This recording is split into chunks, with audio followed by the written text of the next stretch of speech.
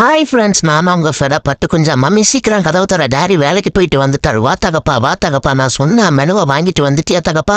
கொண்டா அந்த mutton biryani, mutton சுக்கா, chicken 65 வெயில் போயிட்டு வந்துட்டு சூசி கீசி ஏதாட்டு போட்டு கொண்டு வரட்டா தகப்பா?